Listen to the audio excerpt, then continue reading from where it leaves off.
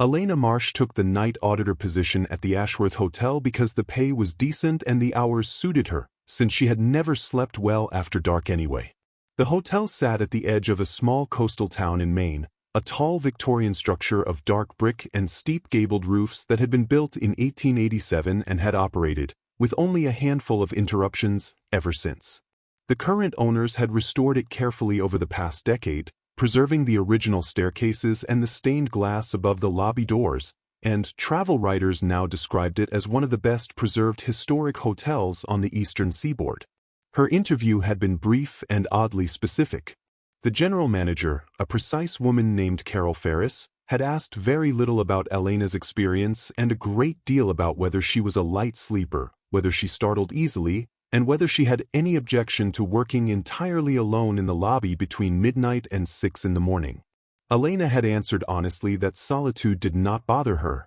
and Carol had nodded as though this answer mattered more than any resume line. On her first night, Carol walked her through the standard procedures, checking the register, balancing the day's accounts, watching the front door for late arrivals. Near the end of the tour, almost as an afterthought, Carol mentioned one additional rule.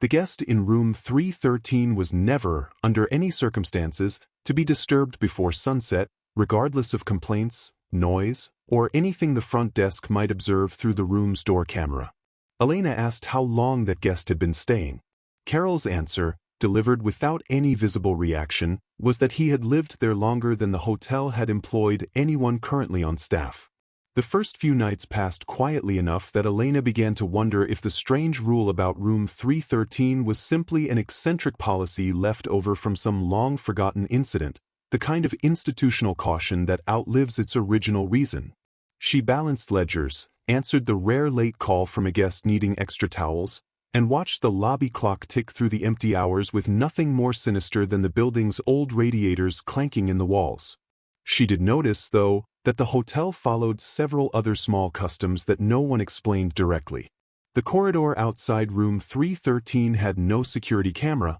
unlike every other hallway in the building, and the maintenance log showed it had been that way since the cameras were first installed. The kitchen kept a standing order for raw beef liver delivered twice a week, far more than the restaurant's menu could account for, and the order had apparently been placed, according to the supplier's records, every week without fail since the supplier's grandfather first started the business.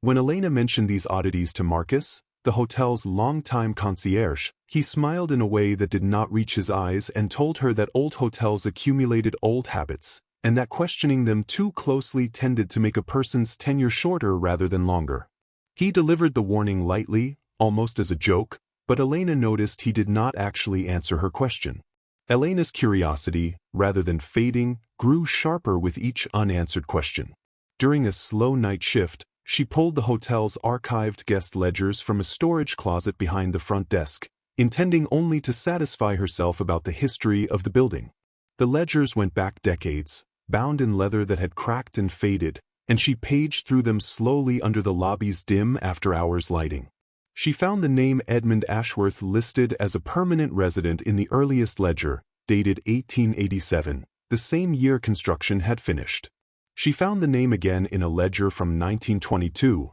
again in one from 1958, and again in the most recent registry, current as of that very month. Each entry listed room 313. Each entry, when she checked the handwriting style and the recorded details, described a man in his middle years, never older, never younger, across nearly 140 years. She told herself there had to be a simple explanation, a tradition of passing the name down through generations of the same family, perhaps a quirk of inheritance tied to some original land grant or hotel ownership clause. But the explanation felt thin even as she constructed it, and she found herself returning to the ledgers on every quiet night that followed, searching for some detail that would make the pattern make sense.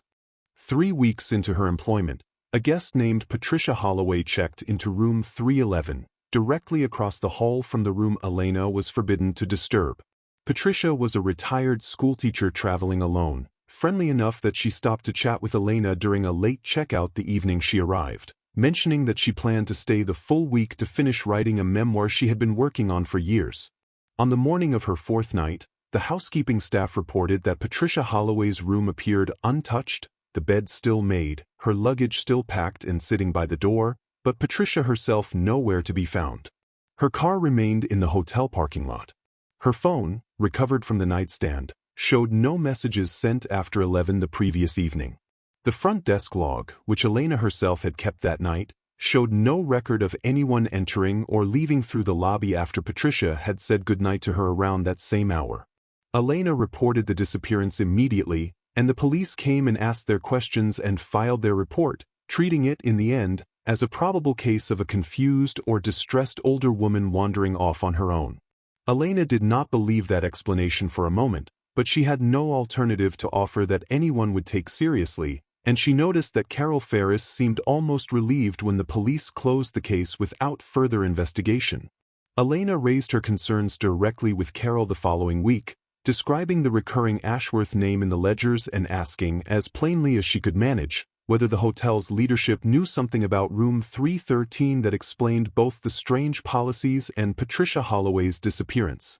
Carol's expression hardened in a way Elena had not seen from her before, and she said, in a tone that closed the conversation rather than opened it, that Elena's job was to manage the front desk, not to investigate guests, and that further questions of this kind would not be good for her continued employment. Elena left the meeting shaken, certain now that Carol knew more than she was willing to say, and equally certain that pursuing the matter through official channels at the hotel would lead nowhere. She decided, instead, to pursue it on her own time, using the town's public library and historical society to learn what she could about the Ahsworth family and the hotel's long history, away from anyone who might report her curiosity back to management. The Historical Society occupied a small converted carriage house 2 streets from the hotel, staffed by a retired professor named Walter Pruitt, who turned out to be considerably more willing to discuss the Ahsworth Hotel's past than anyone currently employed there. When Elena mentioned the name Edmund Ahsworth,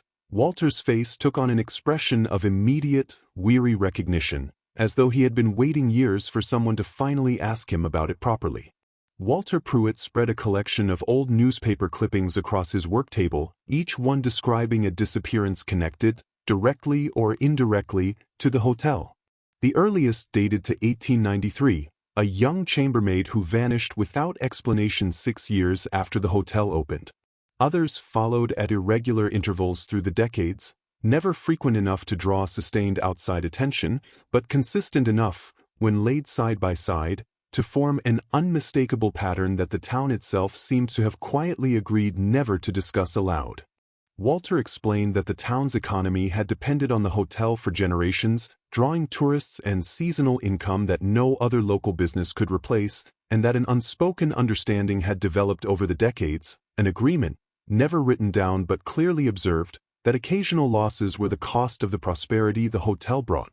He said this without any apparent satisfaction, his voice carrying the tired resignation of a man who had studied the pattern for years without ever finding a way to break it. He told Elena one more thing before she left, something he said he had never shared with anyone outside the Historical Society's small circle of trustees. The original construction records for the hotel, filed with the county in 1886, listed a basement level considerably larger than any floor plan published since, a level that had apparently been sealed off during a renovation in the 1930s and never reopened. That night, back at the hotel, Elena found herself studying the lobby's floor plan with new attention, comparing it mentally against the old dimensions Walter had described. The current basement, used for laundry and dry storage, occupied perhaps half the footprint of the building above it, and the unused half, according to the original plans, should have extended beneath the entire eastern wing, directly under the section of the building that included room 313. She searched the maintenance area for any sign of a sealed entrance and found, behind a row of industrial shelving that looked as though it had not been moved in years, a section of wall finished in older brick than the surrounding renovation work, fitted with a door whose hinges had been painted over so many times that the paint itself seemed to be the only thing holding it shut. She did not open it that night. She told herself she needed better tools, better timing, and perhaps someone else aware of what she was doing in case something happened to her. But she photographed the door from several angles, marked its location carefully in her own private notes, and began, for the first time since starting the job, locking her apartment door at night with a thoroughness she had never bothered with before. Elena decided she needed to see Edmund Ahsworth for herself, rather than continuing to study him only through ledgers and rumors. She arranged, under the pretense of a routine guest services check, to knock on the door of room 313 just after sunset, the earliest hour the hotel's strange rule technically permitted. The man who opened the door looked, at first glance, entirely ordinary, dressed in a fitted dark suit slightly out of step with current fashion but not so far out of step as to draw immediate notice. He was handsome in an angular, old-fashioned way, his skin pale even by the standards of someone who supposedly never left his room before dark, and his eyes held a quality Elena found difficult to name, an attentiveness that felt less like simple interest and more like careful, patient calculation. He introduced himself as Edmund, said nothing about a surname, and thanked her warmly for checking on him, complimenting the hotel's continued excellent service across what he described, with a faint and knowing smile, as a very long tenure as a guest. Elena managed to keep her tone professional throughout the brief exchange, though she noticed, as she turned to leave, that the room behind him held no mirrors anywhere within view, and that the heavy curtains across his window had been sealed at the edges with something that looked very much like dark fabric tape. In the days that followed, Elena began noticing small details about Edmund that she had previously dismissed as simple eccentricity. He never appeared in the hotel's restaurant during its normal hours, taking all his meals delivered privately to his room. He never used the elevator, despite his room being on the 3rd floor, and the staff who occasionally saw him in the stairwell described his movement as unnervingly smooth and quiet, more gliding than walking. She also began paying closer attention to Marcus, the concierge, whose easy charm had always struck her as slightly too polished for a small coastal hotel. She noticed that Marcus's schedule, despite officially listing standard daytime hours, frequently had him present in the lobby well past midnight, standing near the front desk in quiet, unhurried conversation with guests who seemed, on closer inspection, to leave the hotel changed in some subtle way she could not quite articulate, paler, quieter, more deferential than they had seemed upon arrival. She began to suspect that Marcus was not merely aware of what Edmund was, but actively served him in some capacity, managing the practical details of his long existence within the hotel, handling the paperwork, the supply orders, the careful management of which guests drew attention and which did not. She kept this suspicion to herself, uncertain who else among the staff might share Marcus's loyalty. Elena returned to the Historical Society and asked Walter Pruitt a more pointed question than she had previously dared, asking him directly whether he believed Edmund Ahsworth might be, in some literal sense, the same man across every decade the ledgers recorded. Walter did not laugh at the question, which told Elena more than any direct answer could have. He told her that his own grandfather, also a member of the Historical Society in his time, had once compiled a private file on exactly this possibility, a file Walter had inherited but never fully shared with anyone. The file contained photographs spanning more than a century, taken at various town events the hotel had sponsored, each one showing a man whose face, posture, and bearing remained essentially unchanged despite the decades separating the images. Walter's grandfather had annotated the earliest photograph with a single chilling note, written in faded pencil, stating simply that the man pictured had attended the town's founding ceremony in 1887, identified by name as Edmund Ahsworth, the same name that appeared in a photograph from the town's sesquicentennial celebration more than a century later. Walter told Elena that his grandfather had died suddenly and somewhat mysteriously shortly after compiling the file, and that the rest of the family had quietly decided, in the decades since, not to pursue the matter any further than necessary to keep the file safely hidden. Elena's investigation took an unexpected turn when she discovered, while reviewing old town records at the courthouse, a marriage certificate from 1931 listing her own great-grandmother, a woman named Ruth Calloway, as having worked at the Ahsworth Hotel as a chambermaid in the years immediately before her sudden and unexplained disappearance. Elena had known almost nothing about this branch of her family history, her grandmother having died when Elena was young and rarely speaking of her own mother's fate. The discovery unsettled her deeply, raising the unwelcome possibility that her hiring at the hotel had not been entirely the random coincidence she had always assumed. She returned to the hotel's archived employment records and found, buried in a file far older than any she had previously examined, a note in Carol Ferris's own handwriting, dated to several months before Elena had even applied for the position, instructing the hiring committee to give particular attention to any applicant bearing the surname Calloway or Marsh. The implications settled over her slowly and then all at once. She had not simply stumbled into this hotel by chance. Someone, likely Edmund himself, had been watching for her, or for someone like her, for a very long time, and the position she had accepted so casually had in fact been prepared for her specifically, for reasons she was only now beginning to suspect she did not want to understand. Elena confronted Carol Ferris with the hiring note, demanding an honest explanation for the first time since her employment began. Carol's composure finally cracked, and what emerged was not the defensive denial Elena had expected but something closer to exhausted resignation. Carol admitted that she had worked at the hotel for over 20 years, that she had known about Edmund from her very first week on the job, and that she had made her peace with the arrangement long ago because the alternative, in her experience, was simply losing her position to someone less willing to look away. She told Elena that Edmund maintained a careful, deliberate balance, never taking more than the town and the hotel could absorb without drawing outside scrutiny, and that he occasionally, for reasons Carol did not fully understand, took a personal interest in descendants of families connected to the hotel's earliest years, families like the Calloways, whose blood, in some manner Carol could not explain in scientific terms, seemed to hold particular appeal for him. Carol's final piece of information was the most unsettling. She said that every chosen descendant in living memory had eventually disappeared from the hotel in the same manner as Patricia Holloway and, decades earlier, Ruth Calloway herself, and that the timing of each disappearance had always followed roughly the same interval after the descendants' arrival, an interval that, by Carol's careful counting, was due to expire within the next several weeks.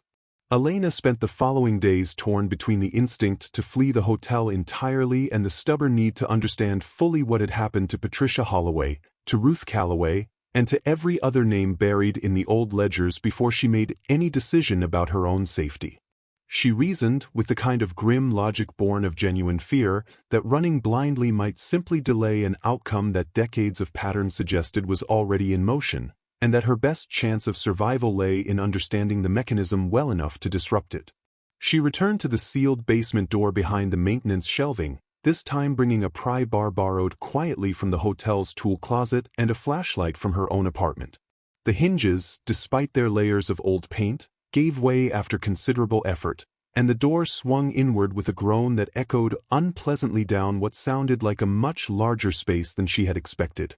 The passage beyond led downward along a set of narrow stone steps, considerably older in construction than the renovated basement above, and the air grew cooler and stiller the further she descended, carrying a faint mineral smell she associated, uneasily, with very old stone that had never once been exposed to open sunlight. The stairs ended in a chamber considerably larger than Elena had anticipated, its walls lined with shelving that held, instead of hotel supplies, a collection of objects that seemed to span the entire history of the building above. Old steamer trunks sat stacked along one wall, their leather straps cracked with age, and beside them stood a row of portraits, oil paintings in heavy frames, each depicting the same handsome, angular face Elena now recognized immediately as Edmund's, dressed in clothing that shifted era by era as her flashlight passed from one canvas to the next. At the chamber's center stood a single ornate coffin, its wood dark and polished despite the apparent age of everything surrounding it, resting atop a low stone platform that looked, on closer inspection, deliberately built rather than naturally occurring. Elena did not approach it closely. She had read enough, by this point in her life, to understand the basic shape of what she was looking at, even if she had spent most of her adult years dismissing such things as the stuff of old superstition rather than literal fact. Near the coffin, on a small writing desk that seemed entirely out of place among the older furnishings, she found a leather-bound journal, its most recent entries written in ink rather than the faded pencil of the older pages, dated only weeks earlier, describing in clinical, almost affectionate detail Edmund's continued interest in, as the entry phrased it, the promising young woman currently employed at the front desk. Elena read enough of the journal to understand the full shape of what she faced. Edmund had been turned, according to his own earliest entries, in 1886, shortly before the hotel's completion, by a maker he described only briefly and bitterly before abandoning the subject entirely. He had used his transformation and the considerable wealth he had accumulated across his unnaturally long existence to build the hotel as both a shelter and a hunting ground, carefully managing his needs across more than a century to avoid drawing the kind of attention that might threaten his continued survival. The journal described, in the same clinical tone, his periodic interest in descendants of families with some inherited quality of blood he found particularly satisfying, a quality he associated, in terms that read more like a wine collector's notes than a predator's confession, with the original Calloway line that had served the hotel since its opening decade. He wrote of Patricia Holloway only briefly, describing her as a pleasant but ultimately unremarkable diversion, and Elena understood, reading this, that Patricia had simply been an unlucky guest caught in the wrong room at the wrong time, while the true focus of Edmund's long patience had always, eventually, circled back toward her own family line. She closed the journal and left the chamber as quickly and quietly as she had entered it, understanding now with absolute clarity that she had very little time left to act before whatever interval Carol had described came finally to its end. Elena considered leaving town entirely that very night, abandoning her apartment, her job, and the small life she had built since accepting this position, but she stopped herself at the edge of that decision, recognizing that flight alone offered no guarantee of safety against something that had patiently tracked her family across multiple generations and a full century of time. If Edmund had found Ruth Calloway decades earlier and had clearly identified Elena specifically before she ever applied for the job, she doubted that simply driving away in the night would place her meaningfully beyond his reach. She decided instead that she needed allies, and she thought immediately of a guest who had checked in 3 days earlier, a quiet, watchful man named Daniel Reyes who had told the front desk, during an otherwise unremarkable late check-in, that he was a retired insurance investigator researching unusual disappearance claims connected to historic properties along the New England coast. Elena had noted the detail at the time only out of professional curiosity, but it now struck her as far too convenient a coincidence to ignore. She found Daniel in the hotel's small library room the following evening and, after a brief and careful conversation testing how much he already suspected, told him everything she had learned, the ledgers, the journal, the sealed basement chamber, and her own family's connections stretching back to Ruth Calloway. Daniel listened without interrupting and then told her, quietly, that he had been investigating exactly this pattern across 4 other hotels along the coast, all built or renovated in the same decade, all showing the same cyclical disappearances. Daniel revealed that his research had identified at least 2 other long-term residents at separate historic hotels who matched Edmund's pattern almost exactly, suggesting a network of similarly old creatures who had, over the decades, developed an informal understanding of each other's territories and methods. He believed Edmund occasionally corresponded with these others, sharing strategies for managing local authorities and avoiding the kind of attention that had, in past centuries, led to other creatures of his kind being discovered and destroyed. He produced from his luggage a small case containing items Elena would not have expected from a retired insurance investigator, vials of what he described as concentrated extract from wild garlic, a heavy silver crucifix that had belonged, he said, to his grandmother, and several wooden stakes carved from ash wood, which he explained, almost apologetically, he had begun carrying after his research convinced him that traditional folklore, however outdated it sounded, contained at least a kernel of practical truth about what actually worked against such creatures.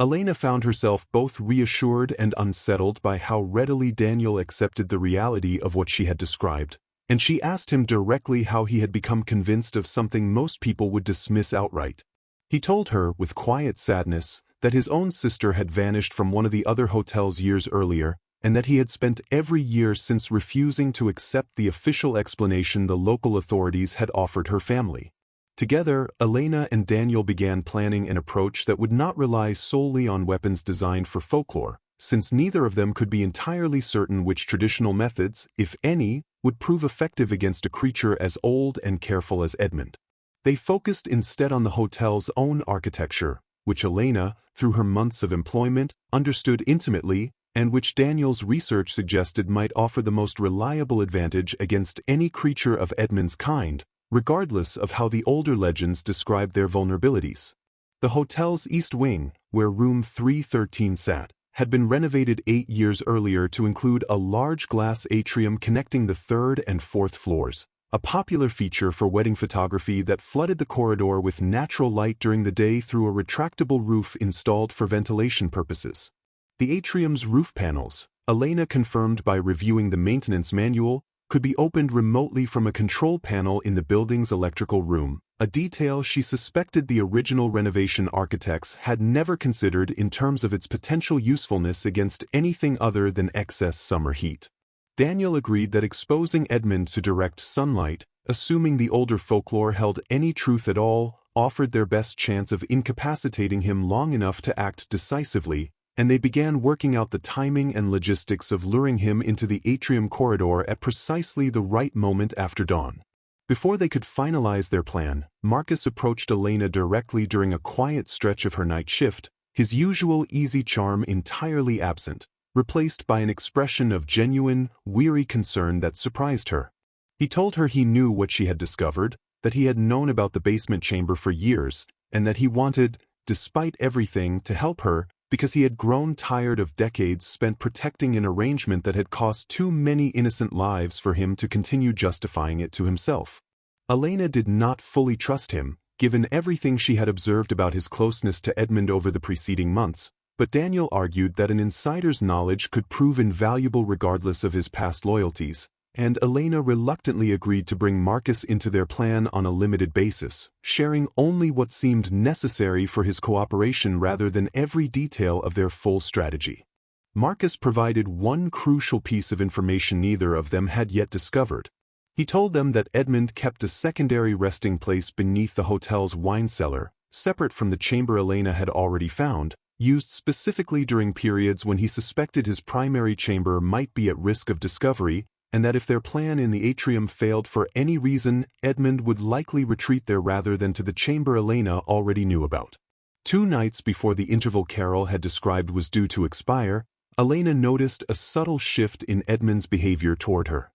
He began appearing in the lobby more frequently after sunset, engaging her in lengthy, courteous conversation that always circled back, eventually, to gentle questions about her family history, her grandmother, and whether she had ever learned much about her great-grandmother's brief career working at this very hotel decades earlier. She answered his questions carefully, giving away as little genuine information as she could while maintaining enough warmth in her responses to avoid raising his suspicion that she had already learned the truth about him. It was, she found, an exhausting performance, made more difficult by the unsettling charm Edmund genuinely possessed, a quality she suspected had served him well across more than a century of careful predation. On the second of these conversations, Edmund mentioned, almost casually, that he had always found the hotel's atrium renovation a regrettable addition to an otherwise faithfully restored building, expressing distaste for what he called the modern obsession with unnecessary natural light. Elena understood the comment as a small, unintentional confirmation that Daniel's instinct about the atrium had merit, and she left the conversation with her resolve strengthened rather than shaken. Marcus warned them, 2 days before their planned confrontation, that Edmund had begun making preparations of his own, instructing the kitchen to increase its standing order of beef liver, a pattern Marcus recognized from past cycles as a sign that the final stage of Edmund's interest in a chosen descendant was approaching faster than the usual interval suggested. He believed Edmund intended to act within the next 48 hours rather than waiting the additional weeks Carol's earlier calculations had estimated. This acceleration forced Elena and Daniel to finalize their plan more quickly than they had wanted, working through the details late into the night in Daniel's hotel room with the curtains drawn and the door locked, going over the timing of the atrium roof controls, the location of the electrical room, and the contingency steps they would take if Edmund retreated toward the secondary chamber beneath the wine cellar rather than confronting them directly. Elena slept poorly in the hours before their planned action, troubled by dreams she could not fully remember upon waking, though she retained a clear impression of Edmund's voice speaking gently to her from somewhere just beyond her vision, a sensation that left her certain, by morning, that he had begun reaching toward her in ways considerably more direct than ordinary conversation. The night of their plan arrived with a heavy autumn storm rolling in off the coast, rain lashing the hotel's old windows and thunder rumbling steadily over the water, conditions that Daniel worried might delay the natural sunlight they were counting on at dawn, but that Elena, drawing on years of working outdoors as a younger woman, recognized as likely to clear before sunrise given the storm's fast-moving pattern. Marcus positioned himself near the electrical room, ready to trigger the atrium roof controls at Elena's signal, while Daniel waited in the stairwell near room 313 with his case of folklore weapons close at hand, more as a final precaution than a primary plan. Elena herself approached Edmund's door just after midnight, telling him, through a carefully rehearsed lie, that she had found something in the basement chamber she believed he would want to discuss with her directly before deciding what to do about it. The lie worked exactly as she had hoped. Edmund opened his door immediately, his usual careful courtesy edged now with something sharper, more eager, and he followed her without hesitation toward the stairwell, clearly believing he had finally reached the moment he had been patiently waiting for since long before she had ever applied for her position at his hotel. Elena led Edmund toward the atrium corridor rather than the basement, claiming at the last moment that she had left what she needed to show him in a guest room near the glass roof rather than below ground, a deviation she hoped would not raise his suspicion before the timing of their plan could play out. Edmund's pace slowed slightly as they approached the atrium, and for a moment Elena feared he had seen through her deception entirely, but he continued forward, his attention fixed on her with an intensity that made the slow walk feel considerably longer than the actual distance involved. The storm outside had begun to break apart exactly as Elena predicted, the heaviest clouds sliding eastward over the water, leaving behind a pale, watery light that had not yet reached the strength of true dawn but was building steadily toward it. She glanced upward at the atrium's closed roof panels, willing the first real sunlight to arrive before Edmund's patience ran out entirely. He stopped walking abruptly halfway across the corridor, his expression shifting from eager anticipation to something colder and more calculating, and he told her, in a voice that had lost all of its earlier warmth, that he had begun to suspect, over the past several conversations, that she understood considerably more about him than she had been willing to admit. Elena had no more time for careful deception. She gave the signal she and Marcus had agreed upon, a sharp whistle that carried easily through the open corridor, and within seconds the atrium's roof panels began grinding open above them, controlled remotely from the electrical room where Marcus waited. Edmund's head snapped upward at the sound, and his expression shifted instantly to alarm as the first genuine rays of dawn light, weak but real, began spilling down through the widening gap in the glass roof. He moved to retreat with a speed that startled Elena despite everything she had already learned about him, crossing half the corridor's length in less time than it took her to draw a single breath, but Daniel emerged from the stairwell exactly as planned, blocking the path back toward room 313 and forcing Edmund to hesitate at the corridor's center, directly beneath the widening patch of growing daylight. The light, when it finally reached him fully, produced an effect more violent than Elena had expected from old folklore alone. Edmund's skin began to smoke and blister where the sunlight touched it directly, and he let out a sound unlike anything she had heard from a human throat, a raw, furious cry that echoed through the glass corridor and brought him staggering backward against the railing, his careful composure entirely shattered for the first time since Elena had met him. Edmund did not simply collapse under the sunlight as the older stories suggested he might. He fought against it with a desperate, furious strength, throwing himself toward the nearest shadowed alcove along the corridor wall, and Daniel moved to intercept him with one of his ashwood stakes raised, only to be thrown backward with a force that sent him crashing into the corridor railing hard enough to crack the wood beneath him. Elena seized the moment of distraction to reach the electrical panel Marcus had shown her earlier in the corridor, a backup control she had not mentioned to Edmund during their earlier planning, intended to extend the roof panels even further open in case the first activation proved insufficient. She triggered it without hesitation, widening the gap until nearly the entire corridor stood exposed beneath the strengthening morning sky. Edmund's retreat toward the alcove faltered as the shadow he had been reaching for shrank away beneath the expanding light, and for one terrible, suspended moment, Elena watched him stand fully exposed, his skin blackening and cracking in patterns that looked disturbingly like old, dry riverbeds, his eyes still fixed on her with an expression that held more fury than pain. Chapter 26. Marcus arrived from the electrical room at a run, no longer pretending neutrality, and threw himself between Elena and Edmund just as the weakened creature lunged toward her with what strength the sunlight had left him. The collision sent both men sprawling across the corridor floor, and Elena heard Marcus cry out in pain as Edmund's hand closed around his arm with enough force to crack bone even in his diminished state. Daniel recovered enough to drive his remaining stake toward Edmund's exposed side, and this time the strike landed solidly, drawing a sound from the creature that was no longer fury but something closer to genuine agony, a wet, tearing cry that left Elena's ears ringing in the enclosed glass corridor. Edmund released Marcus and staggered backward again, blood, dark and thick, spreading slowly across his ruined shirt where the stake had struck.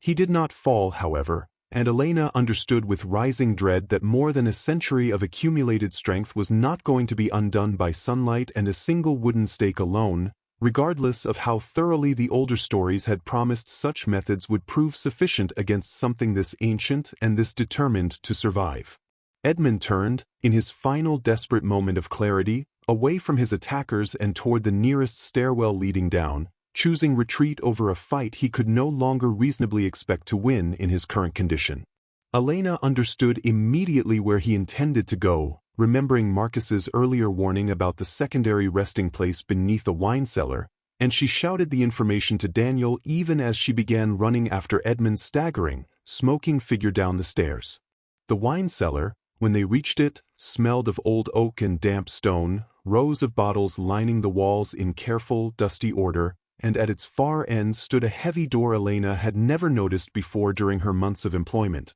hidden behind a wine rack that had clearly been built specifically to disguise its presence from anyone not already aware of what lay beyond it. Edmund reached the door only seconds ahead of them, wrenching it open with the last of his strength and stumbling into the darkness beyond, and Elena understood that if he managed to reach whatever resting place lay inside before they caught him, the sunlight damage he had already suffered might not be enough to finish what they had started, leaving him to heal slowly in the dark and resume his long, patient existence exactly as he had after every previous threat across the preceding century.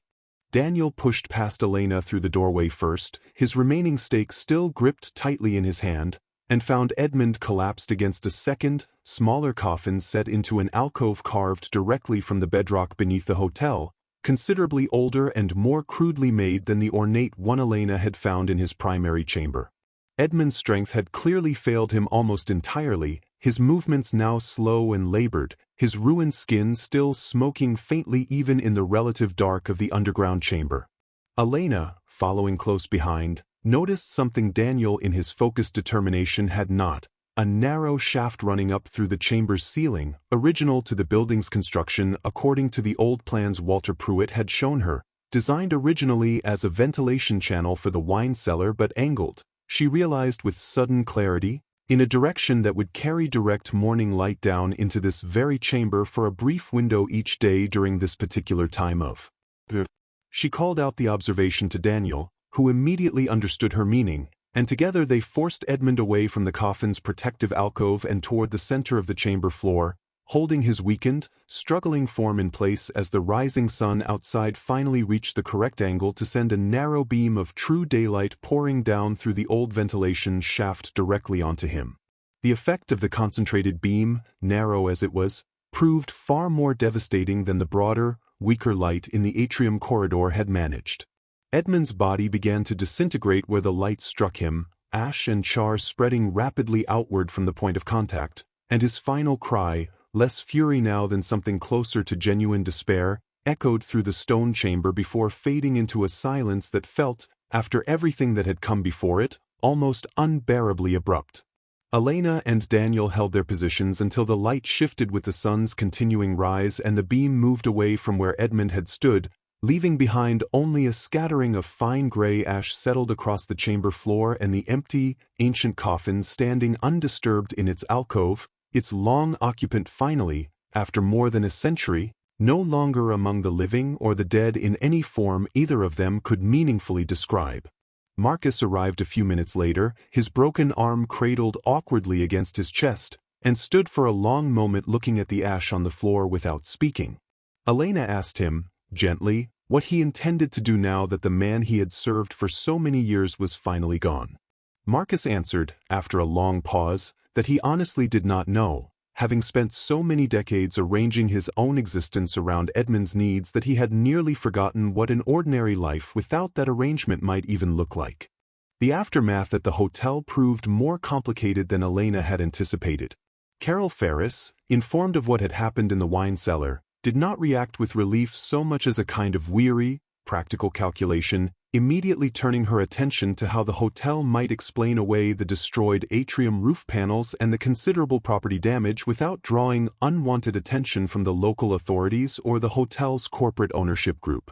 Elena found herself, somewhat to her own surprise, advocating for at least partial honesty, arguing that the disappearances connected to the hotel over the decades deserved some kind of acknowledgement, even if the full truth proved impossible for outsiders to accept. Carol resisted this idea strongly at first, but eventually agreed to a compromise, allowing Walter Pruitt's Historical Society to quietly compile and preserve the full record of disappearances in its archives, accessible to any family member who came asking, even if the hotel itself never officially acknowledged the connection. Daniel left town within the week, intending to continue his broader investigation into the other hotels along the coast that he believed harbored creatures similar to Edmund, and he asked Elena, before leaving, whether she would be willing to help him in that ongoing work given everything she had now learned firsthand. She told him she needed time to recover before deciding, though privately she suspected she already knew her eventual answer.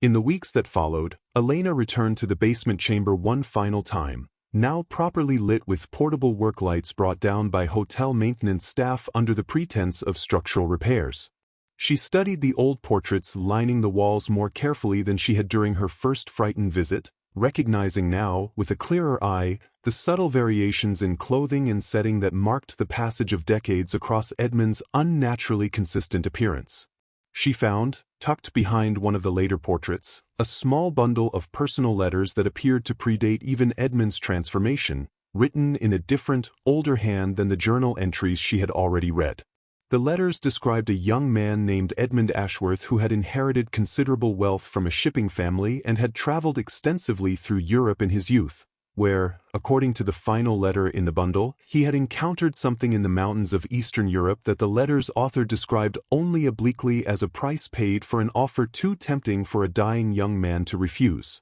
The letters did not specify the exact nature of what Edmund had encountered or agreed to, leaving Elena with an incomplete picture of the choice that had set everything in motion more than a century earlier, but she found a strange, unexpected sympathy forming in her despite everything he had done to her family across the generations, a recognition that whatever monster he had become, he had likely begun, once, as a frightened young man facing a death he was not ready to accept.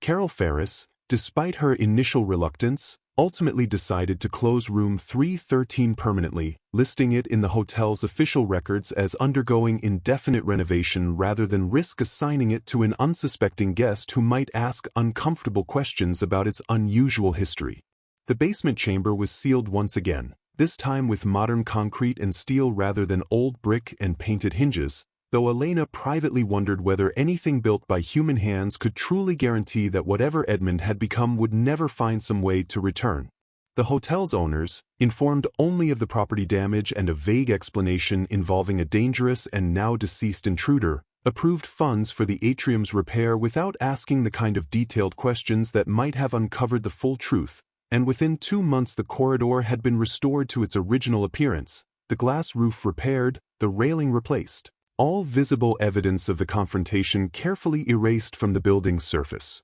Elena found this erasure deeply unsettling in its efficiency, recognizing in it the same impulse toward quiet management she had once condemned in Carol and Marcus, the town's long-practiced habit of absorbing its losses and moving forward as though nothing unusual had ever happened within the hotel's carefully restored walls. Marcus, his arm finally healed, approached Elena one evening near the end of her shift and told her he had decided to leave the hotel entirely, accepting a position at a smaller, far less historic establishment 2 states away, somewhere with no ledgers stretching back a century and no carefully maintained arrangements requiring his quiet complicity. He thanked her with what seemed like genuine sincerity, for forcing an ending he had apparently wanted for years but had never found the courage to bring about on his own. Elena asked him, before he left, whether he believed Edmund had truly been destroyed for good, or whether some part of him worried, as she did, that creatures of that age and patience might find ways to persist that neither folklore nor common sense could fully account for. Marcus considered the question seriously before answering that he honestly did not know, but that he had decided, after so many years of certainty about Edmund's permanence, that he preferred living with uncertainty over living with the particular kind of certainty he had grown accustomed to under Edmund's long shadow. His departure left the hotel feeling different to Elena in ways she found difficult to articulate, lighter perhaps, though not entirely free of the unease that had settled into her since her first night reading those old ledgers months earlier. Elena herself considered leaving the hotel entirely in the weeks after the confrontation, but found, somewhat to her own surprise, that she was not yet ready to abandon the position that had brought her, however unwillingly, into contact with the truth about her own family's history. She requested and received a transfer to daytime hours, no longer willing to spend her nights alone in a lobby that held so many uneasy memories, and Carol approved the request without argument, perhaps recognizing that Elena had earned at least that small accommodation. She used her new daytime hours to continue researching her family's connection to the hotel, eventually tracking down a surviving cousin of Ruth Calloway's who still lived in a neighboring town and who possessed, among a small collection of inherited family items, a faded photograph of Ruth standing proudly in her chambermaid uniform outside the hotel's front entrance, taken sometime in the early 1930s, only months, Elena now understood, before her sudden disappearance. Elena kept the photograph on her small apartment desk afterward, a quiet reminder of the family history that had nearly cost her own life to fully uncover, and she found herself, in the months that followed, developing a sense of protective responsibility toward the truth that history had clearly tried, for decades, to keep buried. Walter Pruitt's Historical Society quietly expanded its archive of hotel-related disappearances over the following year, eventually compiling a private record substantial enough that several other families, contacted carefully and discreetly, were finally able to learn at least partial answers about relatives who had vanished decades earlier without explanation. Elena assisted with this work whenever her schedule allowed, finding in it a sense of purpose that her ordinary front desk duties had never quite provided. She remained cautious about how much of the full truth she revealed even to grieving family members, recognizing that the literal explanation, however accurate, would likely cause more distress and disbelief than comfort. She and Walter settled instead on language that acknowledged the pattern of disappearances honestly while leaving the precise supernatural explanation deliberately vague, allowing families to draw whatever conclusions they found most bearable from the documented facts alone. This careful balance between honesty and discretion did not entirely satisfy Elena's sense of justice, but she came to accept, over time, that some truths were simply too large and too strange for most people to absorb directly, and that her responsibility lay primarily in ensuring the record existed somewhere, preserved and accurate, rather than enforcing every detail upon people who had not asked for it and might not survive believing it. Daniel returned to the hotel briefly 6 months after Edmund's destruction, continuing his broader investigation into the network of similar creatures he believed operated along the New England coast. He told Elena that his research into the other hotels had grown considerably more difficult since their confrontation, suggesting that word of what had happened at the Ahsworth Hotel had somehow reached the other creatures he was tracking, prompting increased caution on their part that made his ongoing work both more dangerous and more urgent.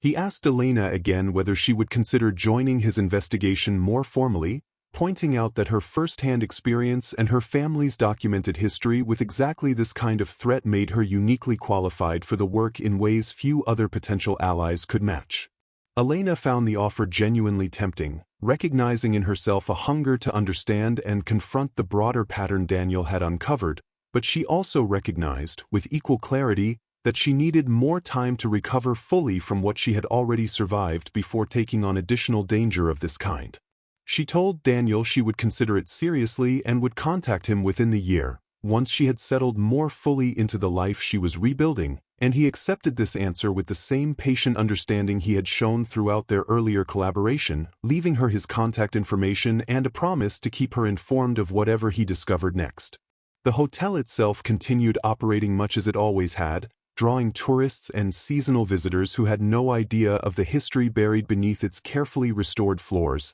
and Elena found a strange, uneasy peace in continuing her work there despite everything she now knew. She occasionally caught herself studying new long-term guests with a wariness she had not possessed before her ordeal, watching for the particular quality of careful, patient charm that had once made Edmund so effective at concealing his true nature for so many decades. She never found another guest who matched that pattern, though she remained alert to the possibility, understanding now, in a way she had not before, that the world contained dangers considerably older and more patient than most people ever allowed themselves to imagine, dangers that thrived precisely because so few people were willing to look closely enough or long enough to recognize them for what they truly were. Carol Ferris, for her part, seemed to relax gradually over the following months, the tension that had always lived behind her careful composure finally easing now that the long arrangement she had managed and tolerated for 2 decades had come to its definitive end.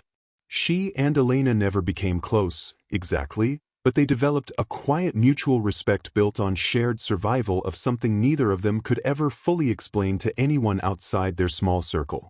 Nearly a year after the confrontation in the wine cellar, Elena received an unexpected letter from Marcus, postmarked from his new position 2 states away, describing his slow adjustment to an ordinary life free of the careful management Edmund had required of him for so many years. He mentioned, almost as an afterthought near the letter's end, that he had recently encountered, at a regional hospitality conference, another long-term hotel employee whose careful, evasive answers about a particular permanent guest at his own historic property had struck Marcus as uncomfortably familiar. Elena read this detail several times, feeling the old unease stir back to life despite the year of relative peace she had managed to build since Edmund's destruction. She forwarded the letter to Daniel immediately, recognizing it as exactly the kind of lead his ongoing investigation needed, and within weeks he had confirmed, through careful inquiry, that the hotel Marcus described did indeed show a pattern of disappearances stretching back nearly as far as the Ahsworth Hotel's own troubled history.